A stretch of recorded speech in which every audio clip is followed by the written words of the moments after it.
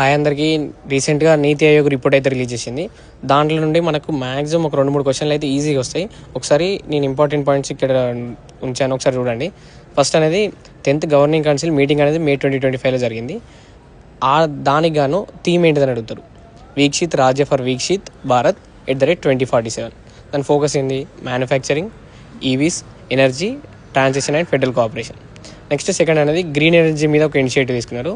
దాని థీమ్ ఏంటి? Accelerating sustainable state energy transition, అది రూఫ్ టాప్ సోలార్స్ గురించి. నెక్స్ట్ థర్డ్ అనేది జస్ట్ ట్రాన్సిషన్ ఫ్రేమ్వర్క్, అది అంత ఇంపార్టెంట్ కాదు. నెక్స్ట్ ఫోర్త్ ఈ మధ్యలో ఆర్టిఫిషియల్ ఇంటెలిజెన్స్ గురించి మనకు బాగా న్యూస్లో ఉంటుంది.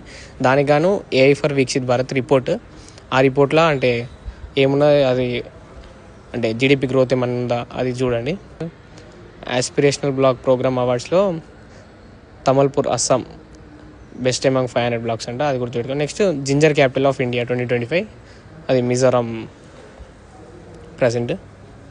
Next digital STEM Setu mission proposal. ఒకసారి అంటే హెడ్డింగ్స్ అయితే మ్యాక్సిమం మినిమం ఐడియా ఉండేటట్టు చూసుకోండి అంతే.